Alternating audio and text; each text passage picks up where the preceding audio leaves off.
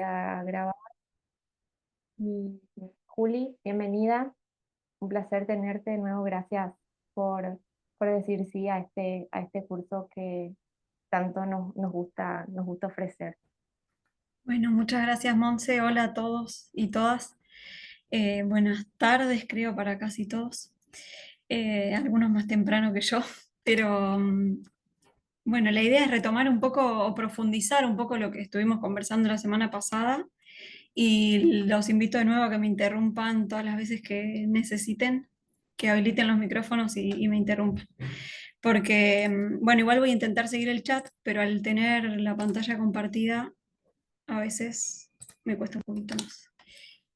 Eh, de nuevo voy a compartir una presentación que sirva un poco de guía. Hoy la idea es mostrarles también algunos videos, porque, bueno, repaso un poco los contenidos que vamos a ver hoy. Por un lado, vamos a tratar de seguir profundizando sobre este cruce entre política fiscal y derechos humanos o compromisos que han asumido nuestros estados en materia de derechos humanos y que tiene que ver o cómo se vinculan esos compromisos con las medidas o decisiones fiscales. Y ahí mi idea es compartirles algunas experiencias del trabajo de la sociedad civil en Argentina. Luego veremos como algunos ejemplos de presupuestos con perspectiva de género, que son iniciativas que se vienen dando en diferentes países de la región y en diferentes niveles de gobierno, incluso en algunos casos impulsados por la academia, por la sociedad civil, desde la economía feminista con un protagonismo y un liderazgo muy, muy claro. Y por último, ver también algo del desarrollo académico y de sociedad civil sobre eh, la interpretación, incluso algunas propuestas para que los impuestos incorporen perspectiva de género.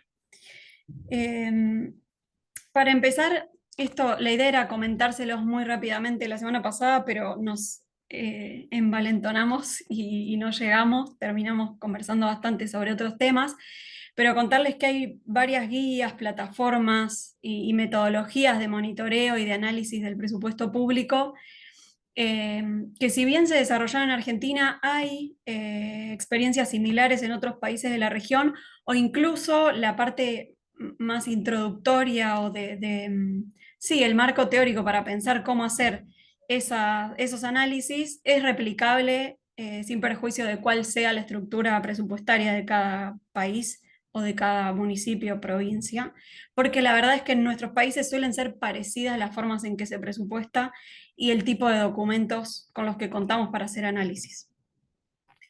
En el recursero que si todavía no les mandó Monse, seguro, sí, ya está. Bueno, eh, hay algunas de estos links con guías. Por un lado está un primer manual de análisis presupuestario con perspectiva de género, eh, y por otro lado tiene una guía para el análisis de políticas contra la violencia de género, que esa guía intenta suplir el acceso a información en los casos en que los documentos oficiales no son tan completos. Entonces propone hacer el análisis como encarando el acceso a la información a través de los propios organismos que en ese caso atienden las situaciones de violencia, las diferentes como bocas de entrada, siguiendo la ruta crítica de las violencias. Es muy específico, pero también es replicable a otras problemáticas. No sé, pienso en temas de acceso a la justicia o incluso por fuera de la cuestión de género a otras vulneraciones de derechos. Eh, eso, me gustaba ponérselos a disposición y que sepan que eso existe y que incluso hay hasta tutoriales, modelos, cosas que pueden ayudar a hacer análisis de forma medianamente autónoma. Porque después hay capacitaciones más específicas, ¿no? Para ese análisis, pero está bueno que conozcan estas herramientas. Acá traté de sintetizar los pasos que seguimos a la hora de hacer análisis del presupuesto público. Y esto viene a cuento porque la idea es contarles un caso medianamente exitoso en el que se usó esta metodología. Por un lado, consideramos que lo más importante o el conocimiento, sí, ineludible para poder hacer análisis es conocer el problema o la vulneración de derechos sobre la que se está trabajando y relevar las obligaciones legales que asumieron los estados tanto a nivel local como internacional para atender a ese problema. Por otro lado, es importante identificar qué políticas, qué organismos, qué programas están destinados a atender ese problema. Y ahora vamos a ver, para no dejarlo ahí en abstracto con un caso concreto, cómo se puede hacer esto. Luego, una vez que identificamos cuáles son los organismos, no sé, pienso en la situación de protección, erradicación, atención de la violencia por razones de género, las obligaciones legales en los diferentes países estarán a través de leyes nacionales o locales, o incluso al haber ratificado tratados internacionales como la Convención de Belém do Pará o la Convención, que esa es la interamericana, o la internacional de la CEDAW. Y a la hora de ver políticas, organismos, programas, ahí el conocimiento más de la política pública local es importantísimo. En Argentina, según la gestión de gobierno con la que vayamos a trabajar, encontraremos que hay ministerios o hay subsecretarías o hay direcciones, pero en general suele haber un organismo rector para atender, por ejemplo, la situación de la violencia machista. En tercer lugar, es importante entender qué tipos de gastos están previstos por estos organismos y poder comparar la inversión a lo largo del tiempo. Para eso es clave poder contar con información pública. Si esa información no está disponible proactivamente por parte del Estado, en la mayoría de nuestros países contamos con la herramienta de acceso a la información pública. Si no hay leyes, también hay un desarrollo normativo a nivel del sistema interamericano que podría enmarcar ese derecho. Eh, y para eso necesitamos eso, tener algún mínimo detalle sobre qué programas, actividades, qué tipos de gastos en términos de objeto, a qué se destina el gasto, si se gasta en personal, si se gasta en bienes de uso, de consumo, como bueno, hay ciertas categorías presupuestarias que nos permiten eh, analizar y comparar la inversión en determinadas políticas públicas a lo largo del tiempo. En casos de países como Argentina, en el que la inflación es muy determinante para poder hacer análisis interanuales, eso es una variable más que complejiza un poco el análisis, pero que eh, se puede, digamos, solucionar si tenemos estadísticas oficiales y confiables que nos permitan actualizar la información por inflación. Y por último, lo que proponemos como metodología es evaluar esos resultados o esa inversión comparada a la luz de los principios de derechos humanos. Vamos a ir viendo a lo largo de la clase cuáles son esos principios, cómo se aplican a el presupuesto público. Voy a ver el chat, que veo que hay Sí, varias. sí, Juli, una pregunta acerca de a qué te referís con relevar obligaciones de Belén de México.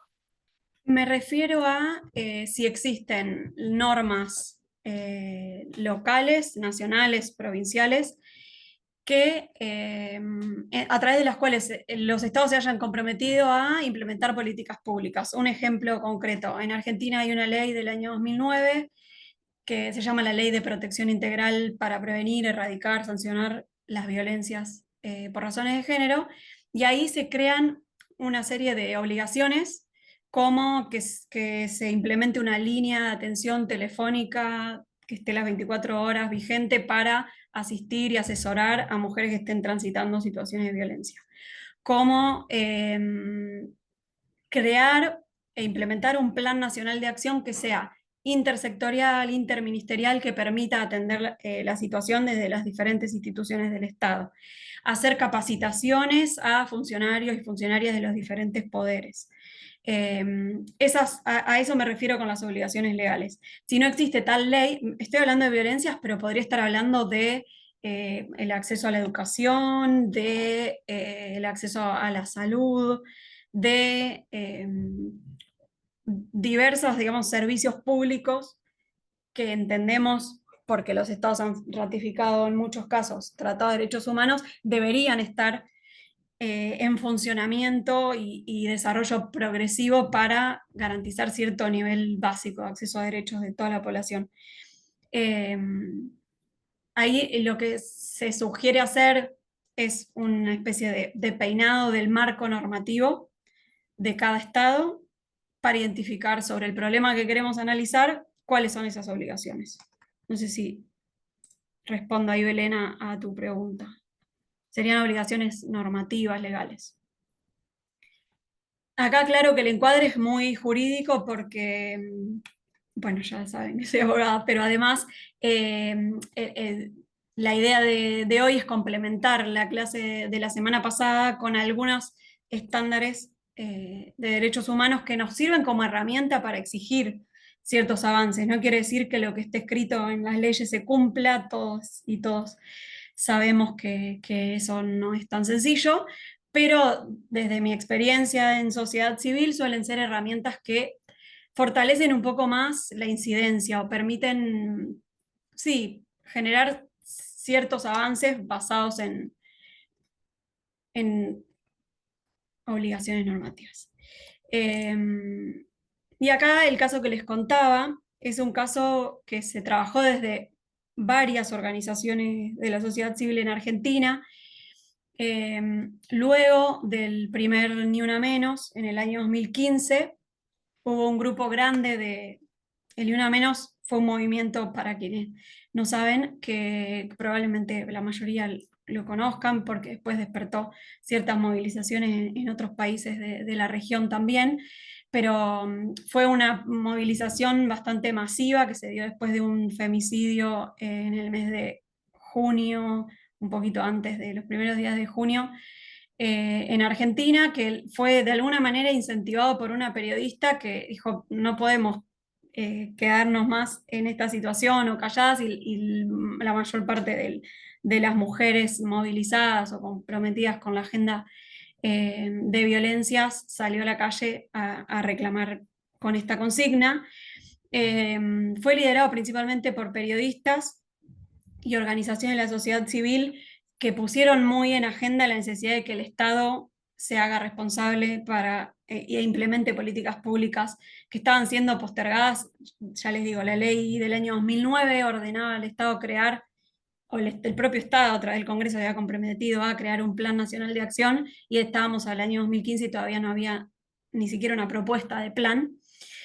Y esa consigna común con símbolos propuestos por el movimiento de mujeres marcaron de alguna manera la identidad de un reclamo que fue masivo y que dio lugar a reclamos más vinculados con temas fiscales, porque por eso traigo el caso.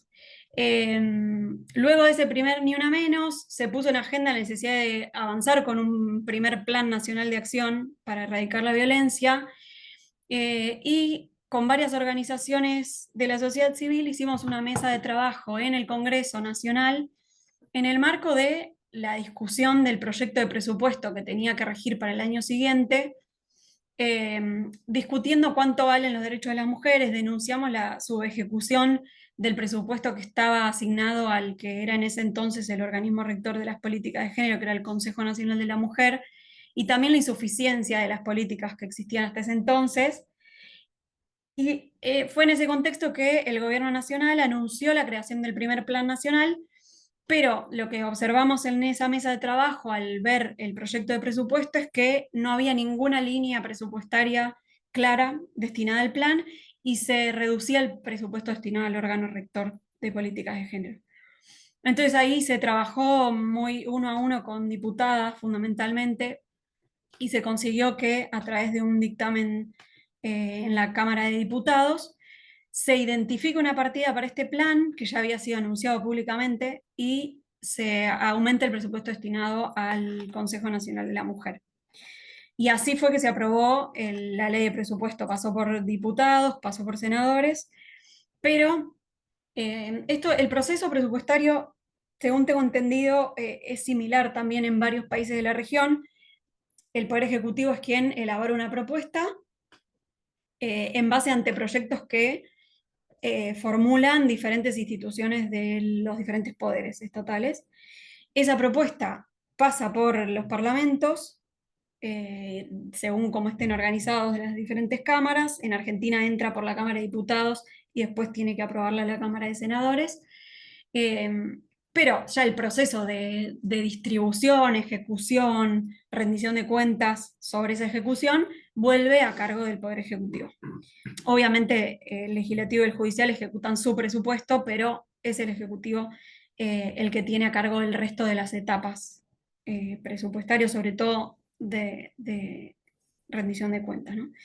¿Y qué sucedió en este caso? Si bien el Congreso había decidido asignar presupuesto al plan, cuando el Ejecutivo distribuye el presupuesto, recorta todo lo que había asignado el Congreso. Entonces desconoce esa voluntad legislativa que además está determinada como una competencia exclusiva del Poder Legislativo en la Constitución Nacional Argentina. E inmediatamente se activaron como diferentes estrategias. Por un lado se hizo una conferencia de prensa denunciando la situación, se enviaron cartas al Poder Ejecutivo. Particularmente en Argentina existe la figura de jefatura de gabinete, que es quien tiene a cargo esa competencia de distribuir el presupuesto. Y también se presentó un amparo, una demanda judicial con ciertos argumentos vinculados con lo que les decía antes de los principios de derechos humanos aplicables al gasto público, en este caso en particular. A los pocos días de todas estas estrategias, el Poder Ejecutivo reconoció que ese presupuesto había sido reasignado indebidamente y se restituyó el presupuesto. Y no solo eso, sino que además, en paralelo, se creó una mesa interministerial donde la sociedad civil también fue convocada para dar seguimiento al Plan Nacional de Acción. E incluso hacer recomendaciones sobre qué ministerios tenían que participar. Se sentaron en esa mesa ministerios que nunca antes habían sentido que tenían que estar involucrados en cuestiones de género, como el Ministerio de Defensa, el Ministerio de Seguridad, todos los más vinculados con política social, desarrollo social, educación, salud. Y ahí perdón, ahí está. El principal argumento que ahora vamos a ver entre algunos de los principios más relevantes de derechos humanos fue la no regresividad aplicable a la garantía de los derechos. Ahí encontrábamos que en un contexto en el que no había un descenso de los femicidios, sino que el recrudecimiento de esas tasas era alarmante y nada, se puede argumentar que la medida era regresiva. Ahora vamos a profundizar un poquito más porque siento que falta algo de información para contarles esto. Creo que dejaría por acá, a ver si hay alguna duda hasta ahora de lo que les comenté y pasamos de diapositiva.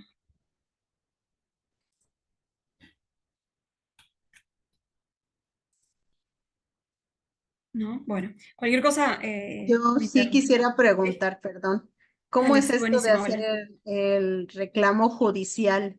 Es decir, ¿se asesoraron con abogados para entonces decirle al Estado, estás faltando en estos artículos en específico? ¿Qué onda?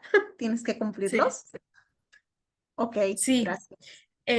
Sí, en este caso, además del argumento de no regresividad, o sea, yo soy abogada y en ese momento estaba trabajando en una de las organizaciones que litigó, ahora sigo en otra, pero en otra que también fue parte del frente actor en esta demanda. Eh, Otro de los argumentos que fue muy importante se basó en la inconstitucionalidad, no solo la no regresividad enmarcada en los compromisos más vinculados con tratados de derechos humanos, sino también en la inconstitucionalidad de la medida porque el Poder Ejecutivo estaba autoatribuyéndose potestades legislativas en algún punto. Estaba decidiendo desconocer lo que el Congreso había aprobado y es una potestad exclusiva del Congreso aprobar el presupuesto nacional. Entonces, esos fueron los dos argumentos como más relevantes. Y sí, el trabajo, justo antes de la clase con Montse hablábamos un poco sobre la necesidad de trabajar interdisciplinariamente en estos temas.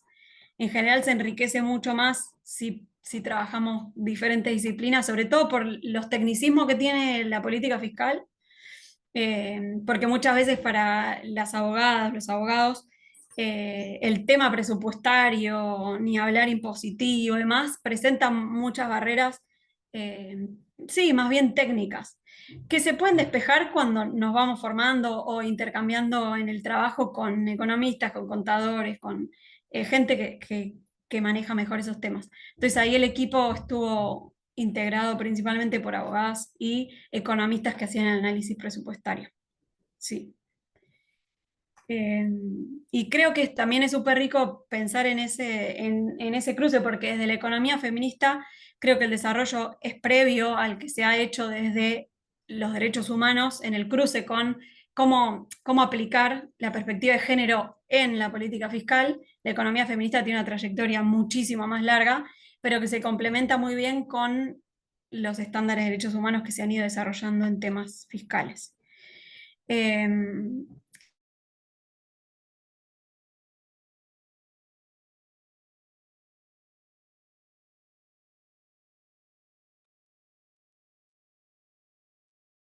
Juli, no sé si solamente a mí se quedó congelada.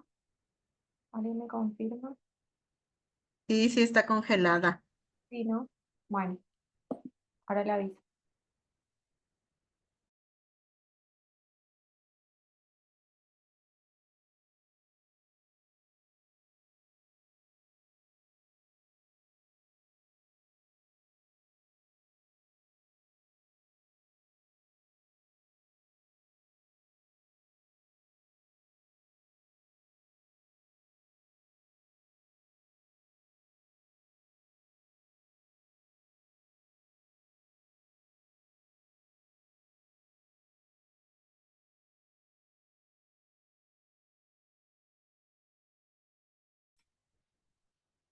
Buenas.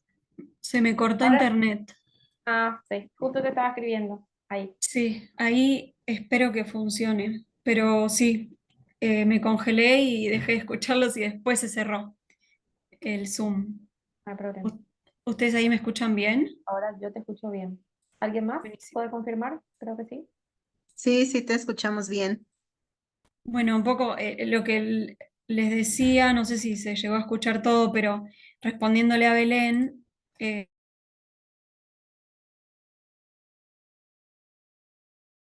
Creo que al compartir pantalla se complica. pensaba destinarla a contarles. Juli, ¿estás?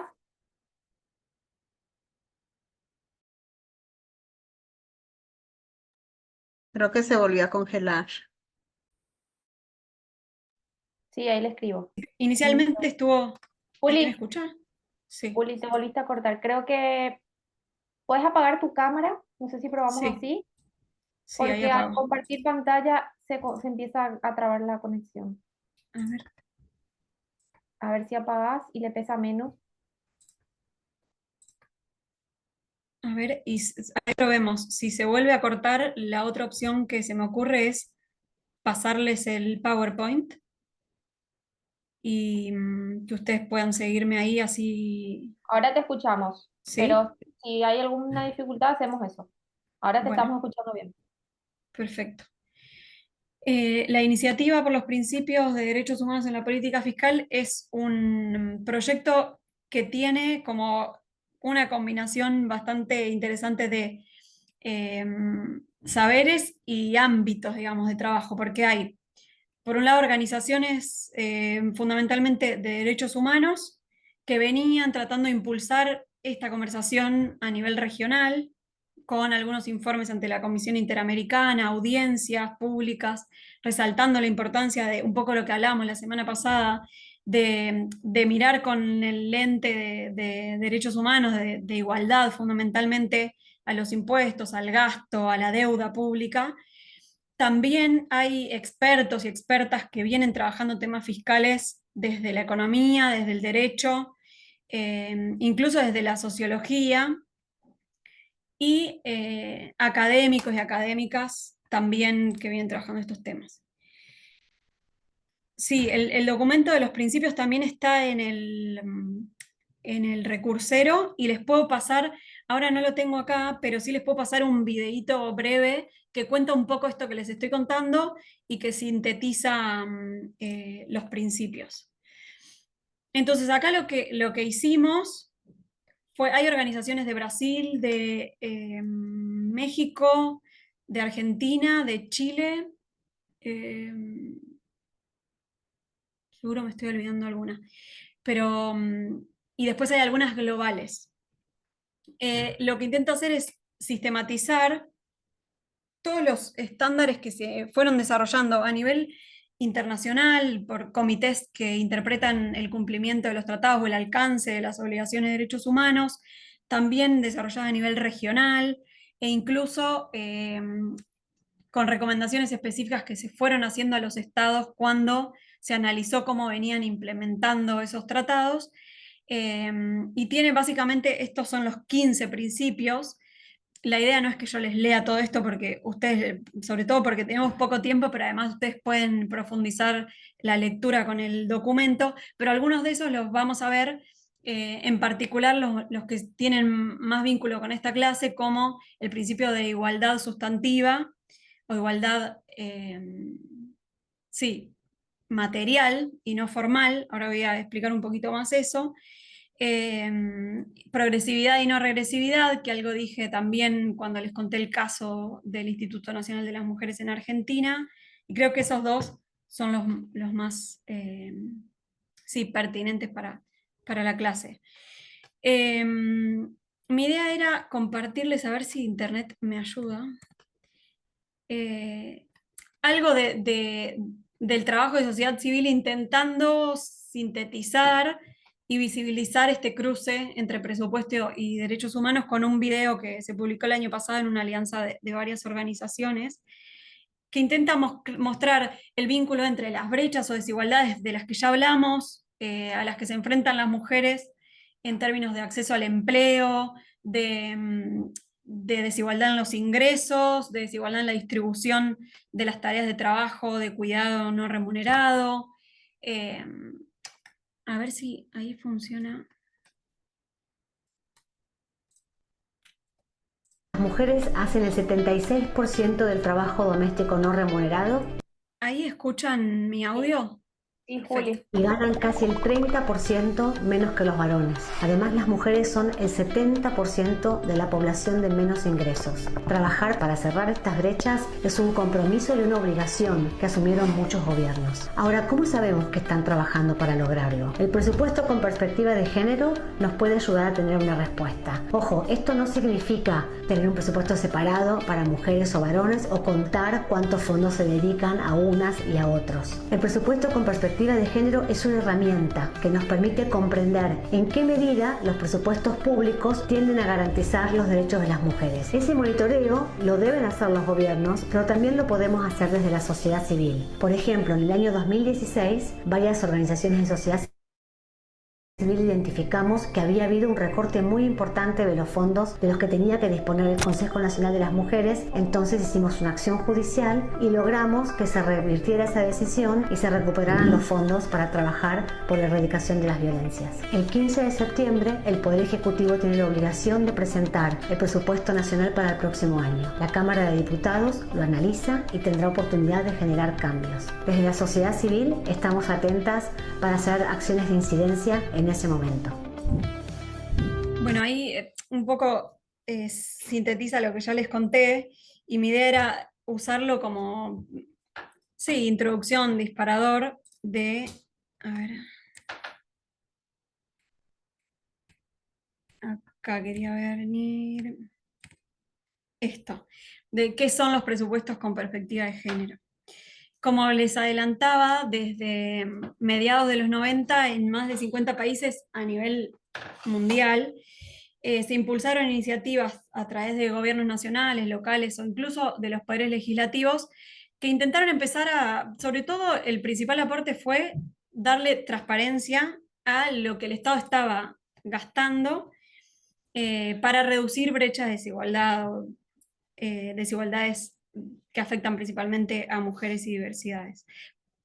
En principio, esas iniciativas han sido binarias, se han ido perfeccionando en algunos países para intentar identificar no solo el aporte sobre o las políticas destinadas a mujeres, sino también a diversidades. Eso es un poco más complejo en muchos países porque la forma en que se producen las estadísticas sigue siendo binaria, y es difícil considerar los géneros, pero hay algunos intentos en Argentina, por ejemplo, a partir del año 2020, se intentó incorporar, además de la etiqueta que ya existía de presupuesto con perspectiva de género, algunas políticas tendientes o específicas para el colectivo de la diversidad. En el caso de Ecuador, por ejemplo, digo, acá dejé algunos ejemplos sobre lo diversas de estas iniciativas. Fue impulsado a través de veedurías ciudadanas, no sé si hay alguna compañera o compañero de Ecuador que por ahí conozca la experiencia, pero esto fue impulsado principalmente por organizaciones sociales que exigieron, entiendo que a nivel local, la identificación en términos de transparencia sobre el gasto público destinado a políticas de género. En el caso de Brasil fue una iniciativa, sí, colaborativa entre la Banca de la Mujer del Senado y un centro de estudios.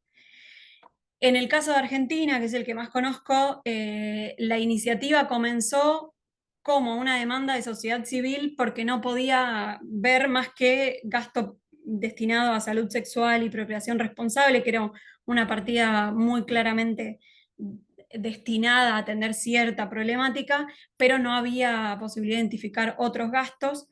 Y a partir del año 2016, un poco como en paralelo a la acción que les conté, se empezaron a identificar algunas partidas y se clasificaron según si tuvieran impacto directo o impacto indirecto en la reducción de las desigualdades. Dentro de las categorizadas como con impacto directo, se encontraban políticas muy claras de, por ejemplo, atención telefónica para víctimas de situaciones de violencia, y entre las políticas de impacto indirecto se identificaron muchas de las políticas de protección social que quizá estaban destinadas, por ejemplo, a niños y a niñas, como fue la asignación universal por hijo, una política que en Argentina se implementa hace ya varios años y que llega a la población más vulnerable, porque se entendió que las principales beneficiarias eran las mujeres por tratarse de quienes asumen principalmente las tareas de cuidado y de crianza de los hijos e hijas. Como esas, varias de las políticas vinculadas con educación, con salud, se consideró que tenían un impacto indirecto en el intento por reducir desigualdades. Ahí estoy leyendo el chat. El presupuesto con perspectiva de género todavía es un reto para erradicar las desigualdades, es un tema relevante a profundizar. ¿Qué tanto ha cambiado eso en Argentina con el nuevo gobierno? La realidad es que en términos de transparencia y rendición de cuentas se ha retrocedido. Hasta ahora no hay ninguna actualización de los datos que se publicaban hasta diciembre del año pasado sobre la ejecución presupuestaria de lo que acá llamamos presupuestos transversales. Así como hay presupuestos con perspectiva de género, en Argentina también hay presupuestos, o se identificaba el presupuesto destinado a atender a personas con discapacidad y a niños, niñas y adolescentes. Y había un piloto, una cosa ahí todavía muy incipiente hasta el año pasado, para intentar identificar el gasto destinado a atender el cambio climático.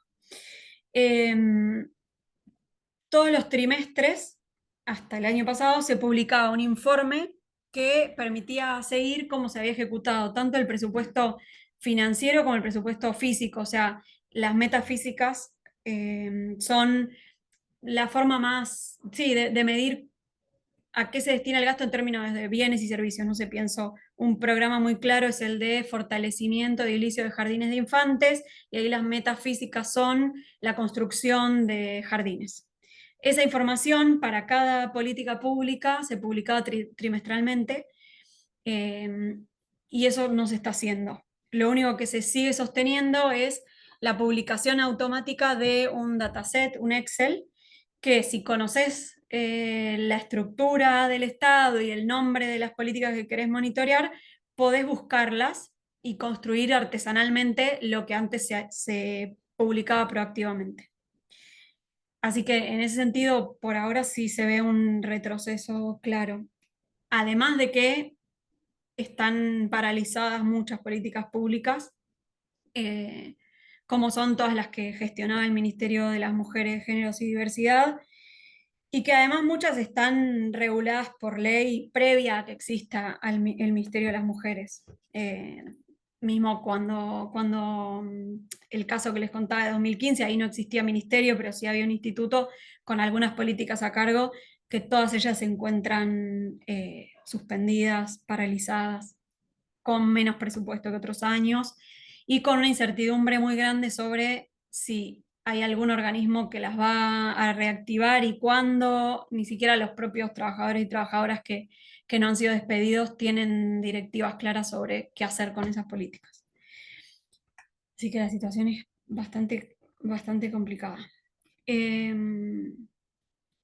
Eso por el lado de los presupuestos con perspectiva de género. Acá, esta plataforma también está desactualizada, pero es una plataforma que se publicó hace algunos pocos años en Argentina, que permite, a ver si puedo abrirla. Ustedes ahí están viendo la plataforma Sí. de presupuesto abierto. Buenísimo. Bueno, además de tener algunas explicaciones más conceptuales sobre qué es el presupuesto con perspectiva de género, qué son las brechas de género, permite filtrar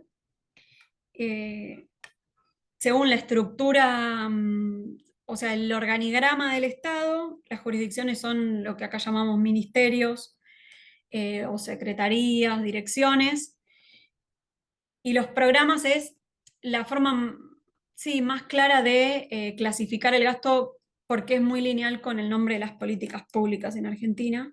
Y después hay algunos datos adicionales que creo que no vienen al caso porque es como muy específico de Argentina, pero me parecía interesante mostrarles un ejercicio que se impulsó con el apoyo o con la ayuda, si se quiere, y el apoyo de sociedad civil desde lo que era, que ya no existe, la Dirección de Género del Ministerio de Economía de la Nación, que no solo permitía ver el gasto destinado a género, sino también clasificarlo según si aportaba a reducir brechas de tiempo y cuidados, brechas de ingresos. O sea, cruzaba datos presupuestarios con datos estadísticos, que es un poco lo que proponemos en términos metodológicos para analizar el presupuesto sin quedarnos solo con los números y tratar de ver el impacto de esas políticas en las desigualdades que se pueden medir, digamos. Esta plataforma, si les interesa, está bueno para navegarla porque todavía tiene información hasta 2023 que permite entender un poco e incluso pensar en replicarla si hay países que tengan, que tienen, perdón, datos presupuestarios medianamente desagregados. A ver si ahí volví. Bien. Creo que ahora sí podemos volver a la parte más vinculada con los principios y cómo se aplican en el presupuesto y también en los impuestos. ¿Hasta acá alguna pregunta?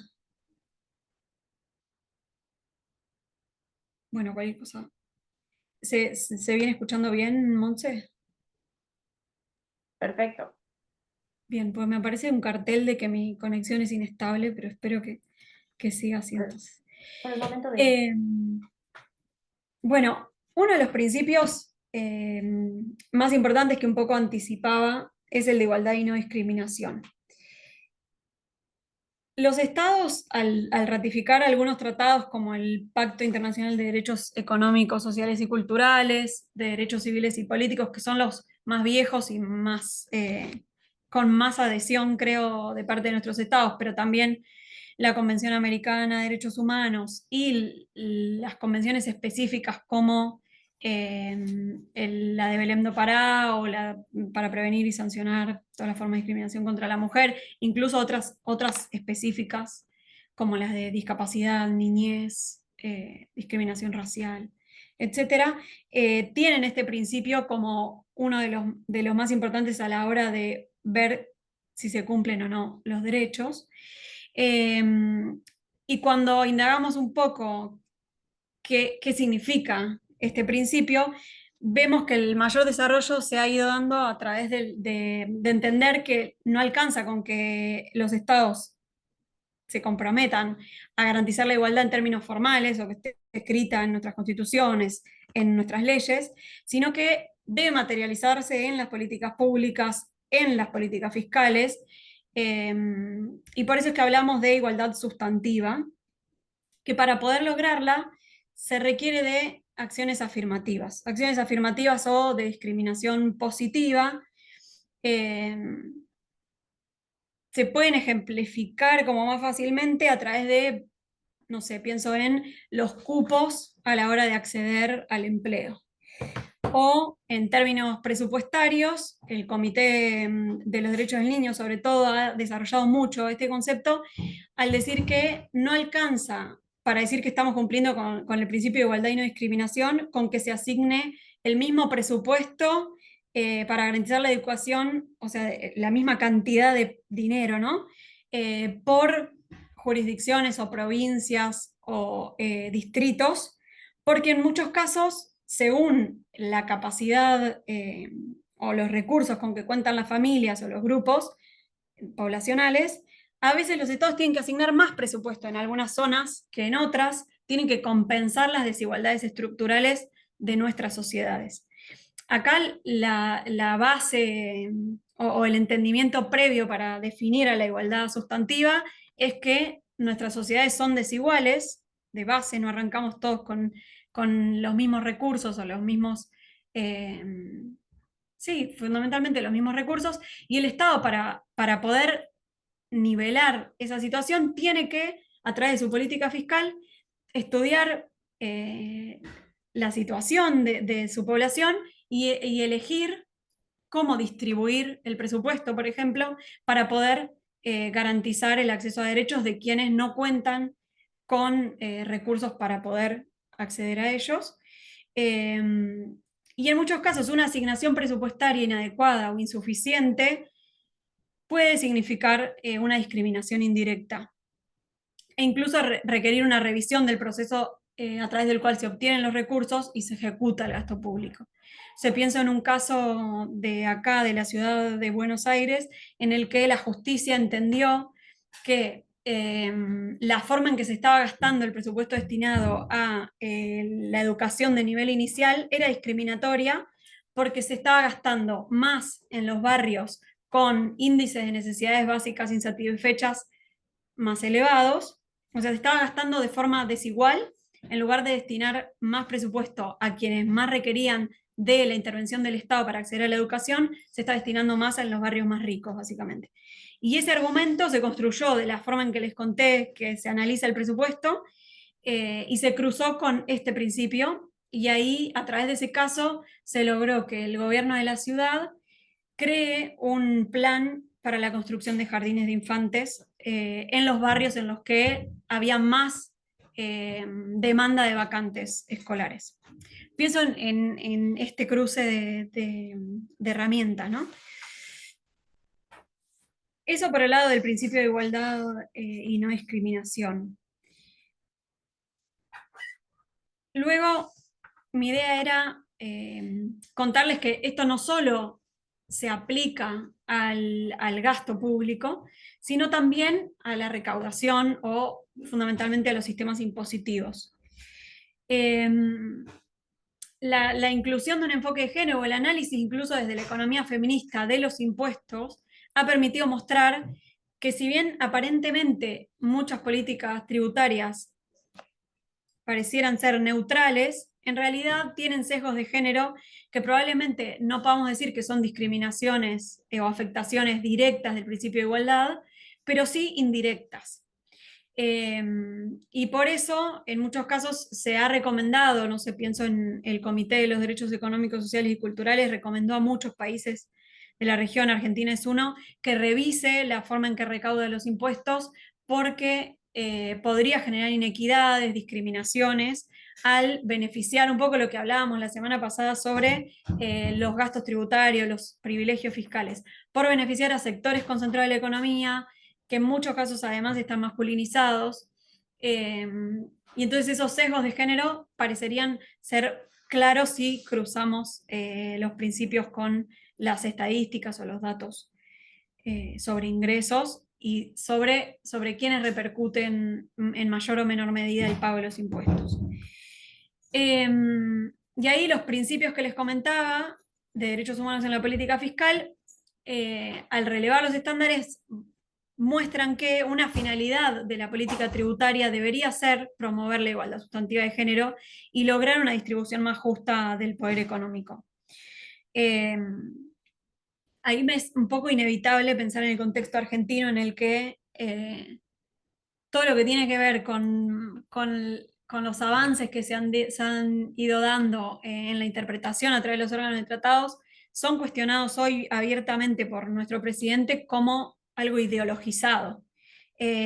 A todo esto se lo considera como parte de el colectivismo, el socialismo, como una cosa que desconoce que detrás del paradigma de los derechos humanos hubo estados de todos los colores e ideologías que tuvieran en mente la idea de sociedades más igualitarias y democracias más robustas, y que de la mano de una democracia robusta necesariamente viene la igualdad en el acceso a los derechos, y la política fiscal es clave para poder alcanzar eso.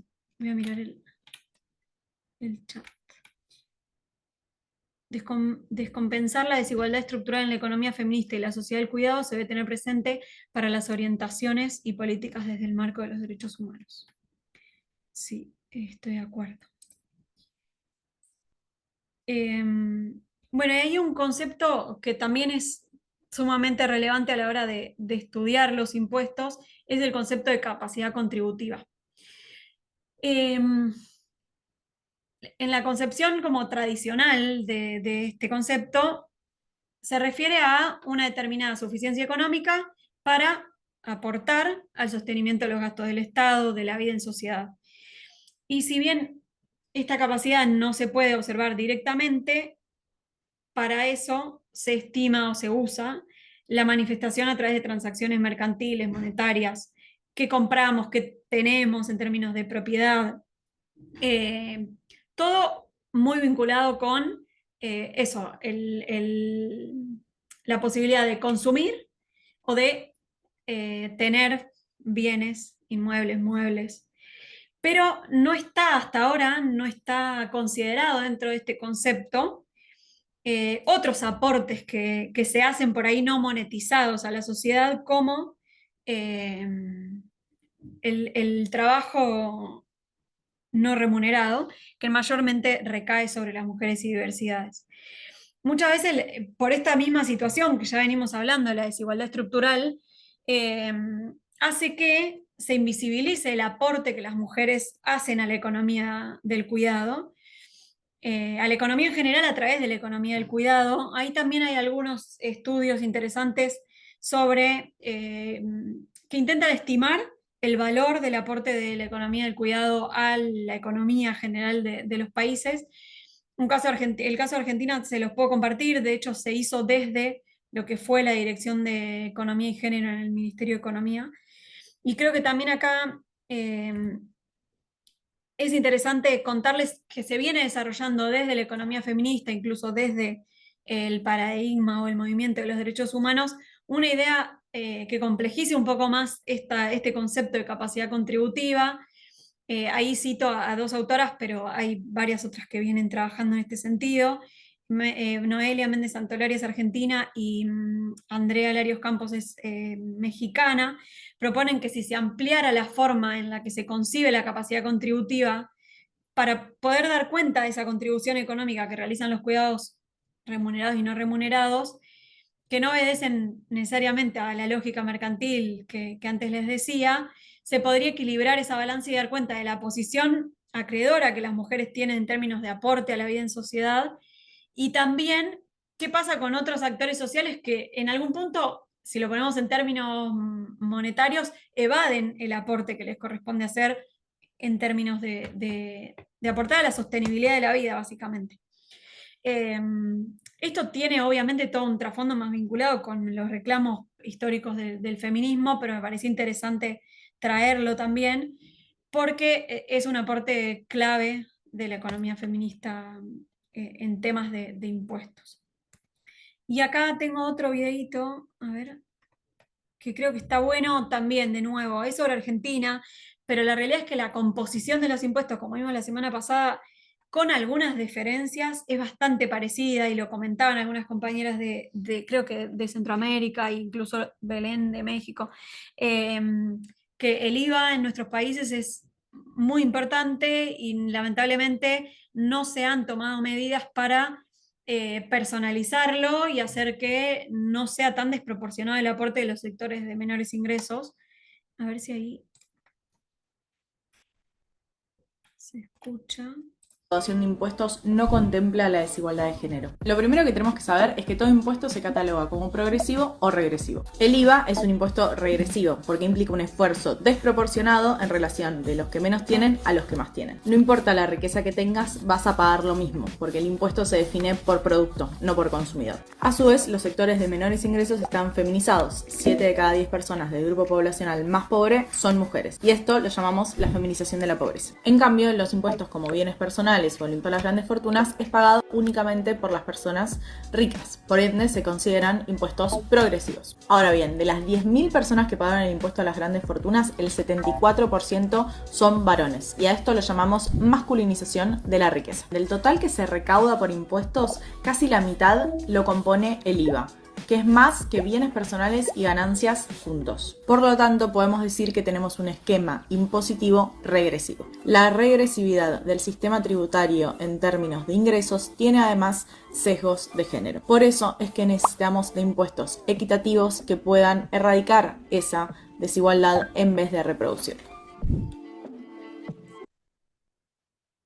Hay algunas aclaraciones. Como también hablamos la semana pasada, hay en muchos de nuestros países, digo, sacando Argentina, ni siquiera hay un impuesto patrimonial, como es bienes personales, que permita gravar a las riquezas o a las grandes riquezas.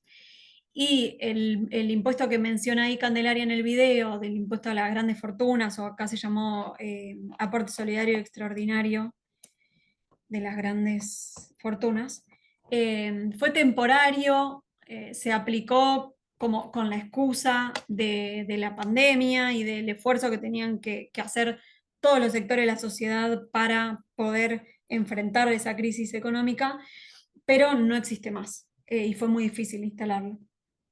Sin embargo, la situación de feminización de la pobreza y masculinización de la riqueza es extensiva a todos nuestros países. Y acá mi idea era contarles algunas propuestas que intentan, sí, de algún modo equilibrar la balanza o buscar eso que se plantea ahí en el video, de hacer que los sistemas impositivos sean un poco más progresivos. Por un lado, estas propuestas también se desprenden del informe que está en el recursero, trabajado por Noelia Méndez Santolaria y Andrea Larios. Por un lado, ellas proponen que se implementen regímenes específicos para pequeñas y medianas empresas. Esto suele haber en muchos de nuestros países, pero en los que se regule la posibilidad de que brinden incentivos para que las mujeres se incorporen a la fuerza laboral formal. Pienso, en Argentina hubo una ley que tiene un montón de críticas porque actualmente la verdad es que está beneficiando a unas pocas empresas, pero sí incorporó ciertos incentivos para aquellas empresas que tengan un cupo laboral destinado a personas travestis y trans, por ejemplo. Entonces, una de las propuestas es esa, y además ellas sostienen que las pequeñas y medianas empresas suelen ser las que tienen más participación de mujeres entre sus trabajadoras, no tan así en las empresas más grandes. Después, regular impuestos patrimoniales y a las altas rentas, que como les decía en muchos países ni siquiera existen o son muy, muy bajos. Implementar devoluciones personalizadas de IVA. ¿Qué significa esto? Que se puedan identificar a los grupos que se encuentran entre los deciles o quintiles más bajos de ingresos y a ellas, únicamente a ellas, devolverles el IVA. No aplicar un IVA, una reducción de alícuotas de IVA a productos que compramos todo el mundo, sino devolverle el IVA a ciertos sectores. Pienso, en varios países hay reducción de IVA o de alícuotas para alimentos, incluso libros, como algunos bienes que son considerados relevantes para la sociedad. Y hay estudios específicos sobre ese tipo de medidas que muestran que son regresivas porque suelen beneficiar a quienes más tienen, que son quienes pueden comprar más en algún punto. Por eso es que la propuesta, y pienso en Corina Rodríguez Enríquez, Darío Rosignolo, han hecho propuestas que apuntan a devolver el IVA a ciertos sectores. Y en Argentina se implementó por algunos años, a ver si lo traje acá, sí, en 2016, destinado específicamente a beneficiarias de la asignación universal por hijo, que les dije que es sí, un instrumento de protección social que consiste en una transferencia de un monto que la verdad es que es bajo, no alcanza la canasta básica total, para alrededor de 1 millón de familias que se encuentran en situación de pobreza o de indigencia. Y también a beneficiarias de la asignación por embarazo, que también es para un sector de los más vulnerabilizados de Argentina. Ahí lo que se comprobó es que esta medida tuvo un impacto positivo en el poder adquisitivo de esas personas, porque si utilizaban el total del beneficio, ese monto representaba el 24% de la asignación. Y bueno, también accedieron a esta devolución los y las beneficiarias de pensiones por moratoria previsional, que también es una política muy específica de Argentina. Y en esos casos representó mucho menos con relación a su percepción. Pero bueno, esto para contarles que hay algunos estudios que muestran que la personalización del IVA es más progresiva que la reducción de alícuotas general. Y otra de las medidas que sugieren las autoras es la revisión de privilegios fiscales a las industrias extractivas de la vida humana y del ambiente. Cuando hablan de la vida humana, ellas ahí mencionan explícitamente a industrias de la economía del conocimiento, tecnológicas, mineras, quizá actividades que están siendo más cuestionadas por sus impactos y que no necesariamente generan desarrollo, generan inversiones, o probablemente si las generan no necesitan de esos privilegios para sostenerse. Un poco también esto lo charlamos la semana pasada. Esto ya lo vimos. ¿Hasta acá alguna pregunta? No sé si en sus países existen iniciativas de este tipo, si les parece que habría que matizar alguna de estas propuestas.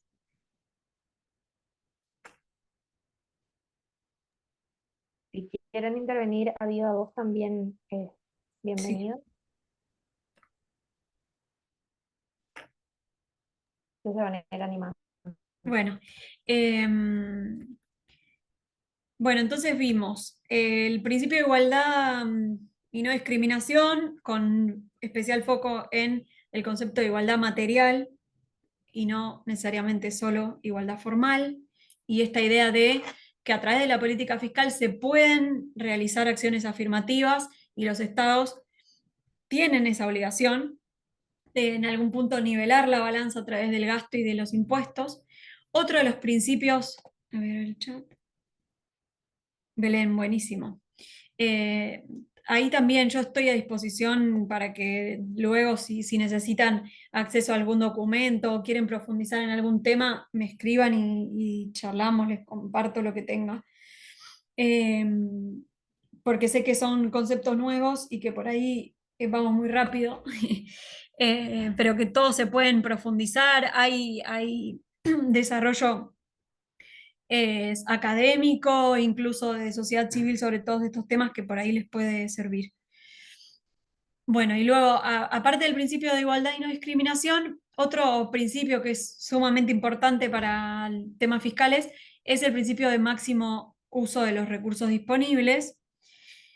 Y en el desarrollo, a lo largo de los años, al principio los órganos de tratados o incluso la academia entendía que acá solo hablábamos de usar bien el presupuesto público, o sea, eh, asignar y distribuir de forma progresiva el gasto, ejecutar todo el dinero que se había asignado a determinada política pública, y ya ahí estábamos dando por cumplido este principio. Pero a lo largo de los años se han ido desarrollando ciertos estándares que son sumamente importantes para pensar en las reformas tributarias, que se basan en que este principio también incluye a los recursos socialmente disponibles. Ahí también se habla mucho del espacio fiscal. ¿Qué significa esto? Que existen reformas posibles que son legítimas y que tendrían que apuntar a redistribuir mejor los ingresos y la riqueza, y que muchas veces no alcanza con ejecutar bien el presupuesto, porque ya lo sabemos, los presupuestos públicos suelen ser finitos, y siempre el argumento de no hay plata, no solamente lo trae Milei a Argentina, sino que suele ser un argumento repetido por todos nuestros gobiernos, sin importar, o sea, con más o menos matices según los tipos sí, de enfoques que se den a los diferentes gobiernos, pero el tema del déficit fiscal, de la finitud del presupuesto público, es un argumento que siempre está sobre la mesa, y entonces es por eso que desde los órganos de tratado se ha avanzado en decir, bueno, también tenés que revisar el espacio fiscal que está por fuera del presupuesto público y que probablemente esté en apuntar a recaudar mejor de acuerdo a la capacidad de pago que tienen las empresas, que tienen las personas, que actualmente no está siendo bien captada esa capacidad de pago. En general, las grandes empresas cuentan con mecanismos de planificación fiscal con la que no cuentan los sectores más empobrecidos, de evasión, de elusión, incluso de fuga de capitales.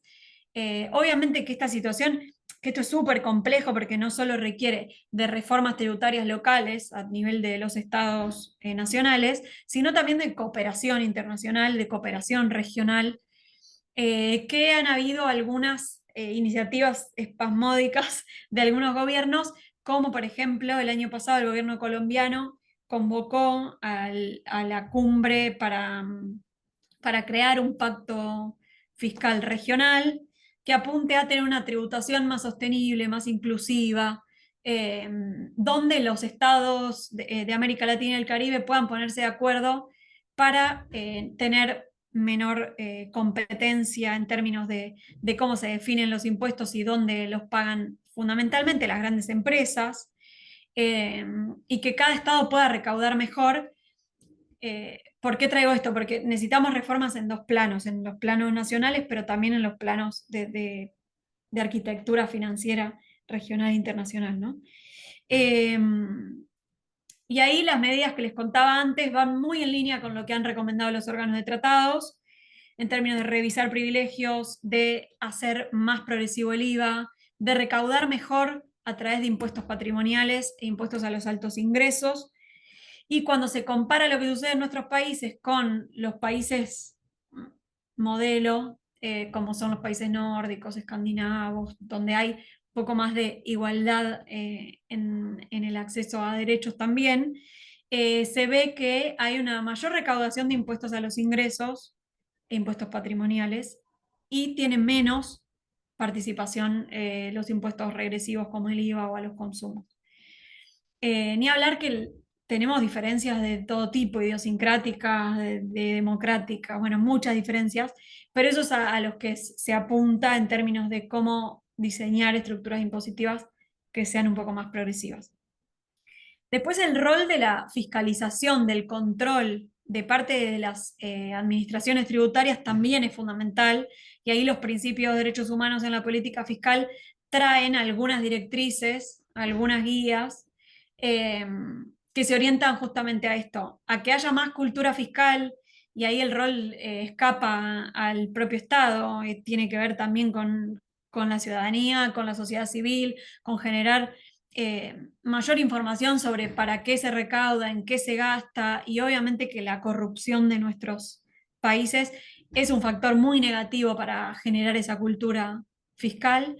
Entonces, no quiero desalentarles, pero sé que es súper complejo, no es tan sencillo impulsar este tipo de reformas, más cuando sabemos que nuestros parlamentos, nuestros poderes en general estatales, suelen estar capturados por sectores de interés y eso a veces dificulta avanzar.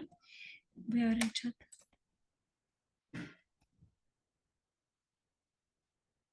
Vanessa, entendía muy poco de política fiscal, pero esta clase voy a investigar sobre el tema en Perú, muy importante y trascendental. Sí, de hecho estoy pensando, en Perú había una organización, Ciudadanos al Día creo que se llamaba. Ellos formaban parte de Lateral, un proyecto que les comenté la semana pasada que lidera el IBP, International Budget Partnership, que trabajaron bastante sobre el tema de transparentar los beneficios impositivos. Impulsaron una reforma normativa que sí, trata de hacer más transparente y con una mejor rendición de cuentas la aprobación de los beneficios fiscales. Y sobre todo que se pueda acceder a información sobre beneficiarios, objetivos, metas que permitan medir sus impactos o sus resultados. Creo que eso está interesante también para que vean. No sé, la Tindad Montse trabaja en articulación con alguien en Perú. Digo, para pensar, porque ellos tenían un enfoque más de institucionalista, si se quiere, no tanto de derechos, no sé cómo decirlo, pero por ahí hay alguna... No sé bien, Juli, porque Ok. estoy solo con este curso, Ah, pero bueno, podemos buscar vamos a si buscar, hay alguna sí, organización averiguo. en Perú. Sí.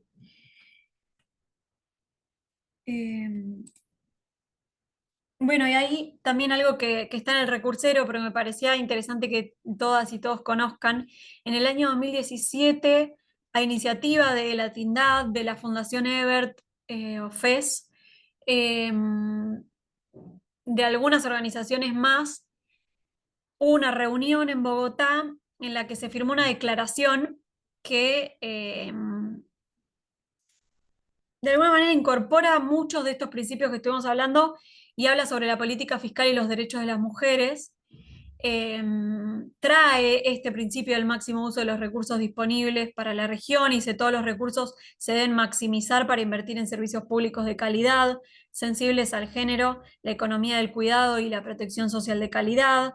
Los estados deben producir suficientes ingresos para aumentar las inversiones estatales, para mantener en manos públicas la educación, la salud, servicios de cuidado, transporte, seguridad alimentaria, vivienda, a fin de reducir la participación notablemente desigual de las mujeres en el trabajo no remunerado y aumentar la participación en los ingresos del mercado, los ingresos netos de impuestos y la autoridad política.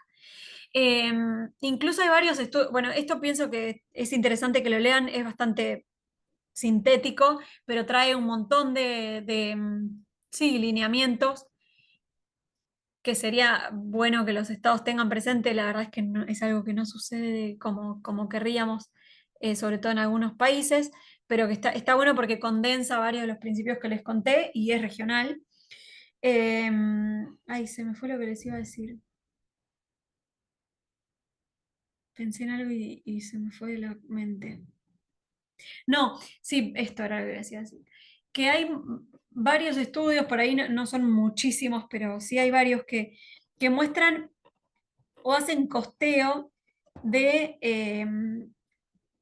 lo valioso que es para el Estado invertir, no sé, pienso por ejemplo, en la prevención del embarazo no intencional en la adolescencia, para incluso generar mayor desarrollo económico del país, porque eso permite a las mujeres una mayor terminalidad educativa, una mayor formación y acceso al empleo formal y por ende mayor sí, productividad.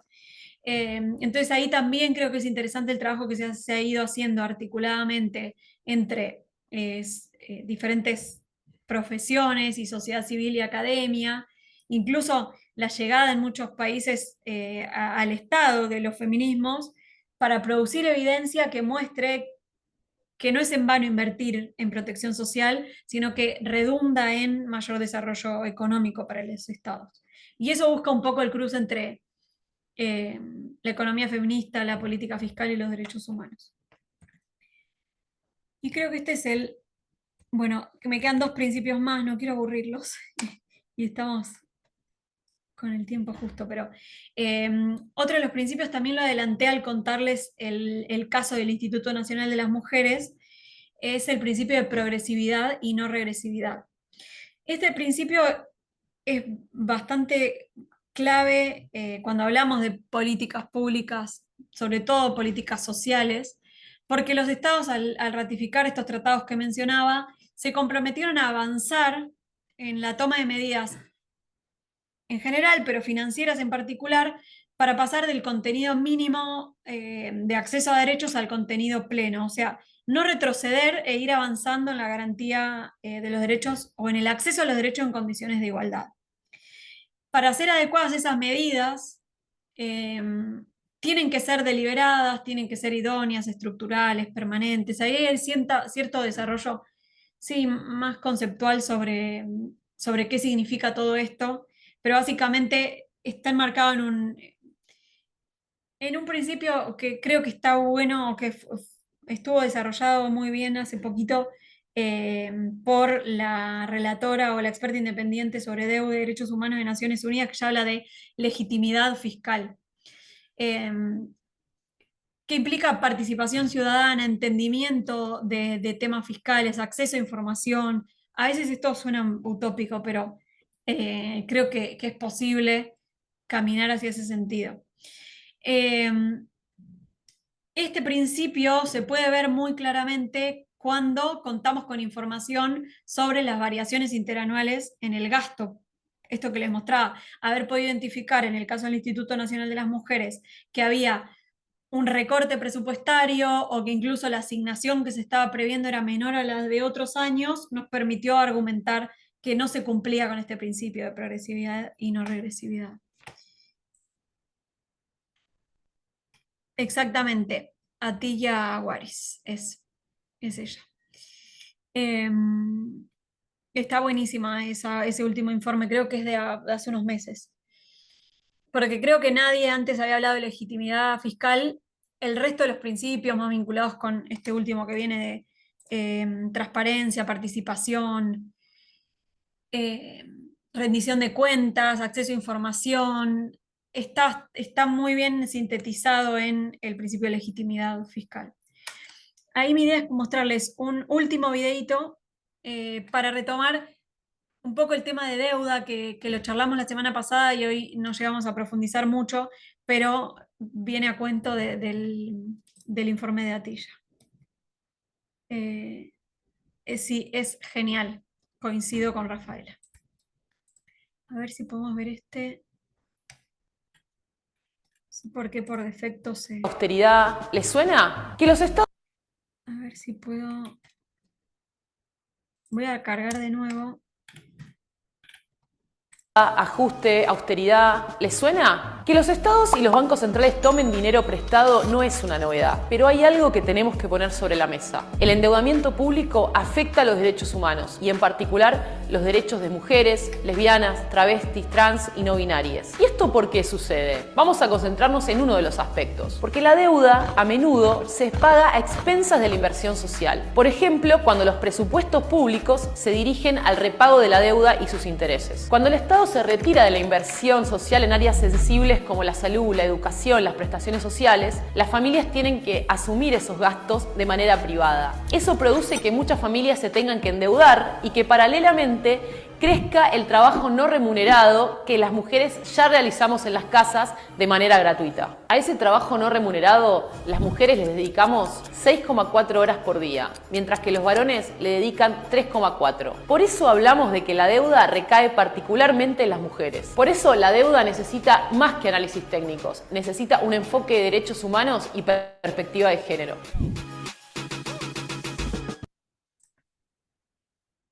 Ahí estoy leyendo a Berta. Y ahora que cortan los programas en Argentina, ¿acaso no regresividad no está en contra de la ley? Sí. Sí, claro. De hecho, estamos. Bueno, la verdad es que el bombardeo de cosas en Argentina todo el tiempo en retroceso nos tiene muy en alerta y pensando estrategias diversas, pero sí ya te están pensando varias acciones judiciales e incluso escalar a nivel internacional con algunas cuestiones vinculadas con la regresividad de las medidas que se están impulsando. Las producciones de Eurodad y MENA en deuda externa también sí, siguen ese camino muy interesante, especialmente para América Latina, el Caribe y el continente africano. Sí, y ahí la persona que hablaba es Lucy Caballero, que ella es una académica argentina, feminista, que viene haciendo un estudio súper interesante sobre cómo impacta la deuda pública en las deudas domésticas, con trabajo de campo, ella es socióloga, pero sí coincido, y en el recursero hay algunos materiales de ella. Voy a sumarles porque creo que no está el informe de Atilla que les mencionaba. Bueno, y por último, esto un poco lo adelantaba cuando les hablé del principio de legitimidad fiscal, pero el desarrollo de los principios de derechos humanos en la política fiscal apunta a que la información vinculada con las diferentes aristas que estuvimos viendo, gasto, deuda, tributación, tiene que estar disponible, accesible al máximo nivel de desagregación. Incluso se han impulsado iniciativas como el presupuesto ciudadano, que intenta, como el presupuesto, no sé si todos han intentado ver los presupuestos de sus países, suelen ser documentos eternos, diría de hasta 2000 páginas en algunos casos, con planillas, con códigos presupuestarios, cosas muy técnicas, que una vez que uno se adentra en ese mundo no es tan inentendible, pero en general no es algo que cualquier ciudadano o cualquier ciudadana puede entender. Y a lo que apuntan estos principios es hacer accesible esa información e incluso garantizar la participación ciudadana en el ciclo presupuestario, en las diferentes etapas, poder contar con información sobre los proyectos de presupuesto, poder participar de las discusiones en el Parlamento, poder contar con información sobre la ejecución, el control, la rendición de cuentas de esos gastos. Ahí hay mecanismos participativos a veces a niveles de auditorías, de órganos de control que también están buenas. Un poco lo hablábamos la semana pasada, después de una pregunta de Belén sobre, bueno, ¿qué hacemos? ¿A quién denunciamos cuando hay problemas claros? Por ejemplo, hablábamos en ese caso de la forma en que se toma la deuda pública. Bueno, ahí las auditorías, organismos de control, contralorías, como se llamen en sus países, a veces tienen iniciativas de participación que la verdad que son bastante subutilizadas o desaprovechadas. Bueno, y un poco a eso apunta este principio, a que la participación también sea efectiva, significativa, incluso se adapte el medio, el formato, para que puedan participar personas de diferentes grupos y clases sociales, como con una representación diversa y accesible. Hasta ahí está lo que tenía pensado para compartirles. Voy al chat ahí les dejo mi mail para que me escriban por lo que sea que quieran consultarme. Y ahí está el último reporte. Gracias, Rafaela. Grandes análisis que hay que hacer. A México le acaban de autorizar un superpréstamo y me temo que eso va a hacer más grande la pobreza, cruzando esto con las asociaciones público-privadas que vimos antes, cero transparencia en el uso del recurso del préstamo. Sí, es bastante desalentador el panorama, pero creo que hay que, desde nuestros lugares, intentar usar las herramientas que tenemos a disposición para exigir mejores estados, más robustos, más transparentes. Dejo de compartir. Ustedes me dirán si quieren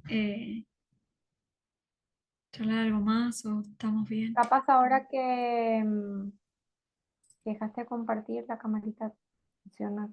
A ver ahí. Probaremos si queda algo, quedó ahí me imagino que quedó mucho, pero si hay oportunidad de conversar un minutito más, porque ya estamos sobre la hora. Mientras tanto, aprovecho para decirles que en el Classroom les dejé el formulario de evaluación del curso y les recuerdo que para nosotras es muy importante conocer sus comentarios, sus opiniones, porque la idea es poder darle continuidad a estos cursos y sus evoluciones son más que bienvenidas e importantes para seguir mejorando y seguir haciendo este curso que tanto nos gusta hacer.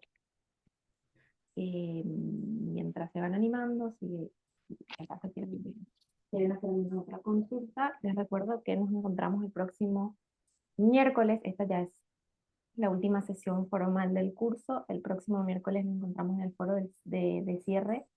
Ya les va a llegar la invitación por Classroom, correo seguramente también. Vamos a estar charlando sobre financiamiento de los cuidados con Noelia Méndez Santolaria, que bueno, eh, Uli nos compartió algunas cosas de ella. También vamos a estar con Clelia Guerrero y desde Ecuador y con Ana Isabel de Colombia, ¿sí? Así que bueno, va a estar muy lindo ese panel sobre financiamiento de los cuidados y la demanda de las organizaciones feministas en América Latina. Hecho todos los anuncios, si hay algo más, lo dejamos por aquí y nos reencontramos el próximo miércoles en el mismo horario. Les voy a hacer llegar la invitación, por supuesto. Aprovecho para agradecerte, Julieta, por acompañarnos en estas dos sesiones y darnos este cierre tan espectacular al curso, con tantas interrogantes, pero también con un montón de herramientas teóricas y prácticas y experiencias particulares para poder reproducirlas en nuestros territorios y bueno, ponerlas en discusión, que siempre es necesario intercambiar. Y como decíamos, pensar de manera interdisciplinaria es fundamental en estos tiempos donde todo parece como que se obturan las posibilidades, pero yo creo que el pensar en colectivo, intercambiar experiencias entre países, que también mencionaba un poco eso ayer en la sesión de los martes, es fundamental, ¿no? Van a mandarles No, un muchas gracias a ustedes, para mí es un placer. Espero que sirva de algo, al menos disparadores, y estoy a disposición para seguir conversando con quienes necesiten. Y les voy a pasar el PowerPoint que tiene ahí algunos enlaces por si Buenísimo, quieren. acá me consultan sobre la grabación, porque yo ya he pasado la lista de reproducción con la grabación de todas las clases. Sí, esta clase está grabada y es la última quedó pendiente porque, bueno, por supuesto que es la última que quedó ahí pendiente para ser subida. Así, una vez que termine esta clase, desde el Departamento de Comunicación de la TINDAD seguramente me van a estar pasando la grabación. Así que por eso no se preocupen, van a tener todos los materiales en el Google Drive, van a tener las presentaciones de todas las clases a medida que las profes me vayan compartiendo, ¿sí? El cierre es a la misma hora y el mismo enlace. No, el enlace, eso les confirmo, Isabel, porque tengo entendido que van a crear, eso me van a confirmar me va a confirmar la comunicadora de la TINDAD, si va a ser a través del mismo enlace. Si no, por supuesto que van a tener ustedes la notificación y el aviso pertinente, ¿sí? Es la misma hora, eso sí. Miércoles a la misma hora de la sesión. Isabel, nos manejamos a través del Classroom. No sé si estás ahí, pero todos los anuncios los hago a través del Classroom. Pero me refería al correo porque generalmente desde la comunicación de la tienda suelen hacer estas circulares masivas, entonces por ahí capaz también les llega el enlace por correo, pero yo les voy a mandar siempre vía Classroom.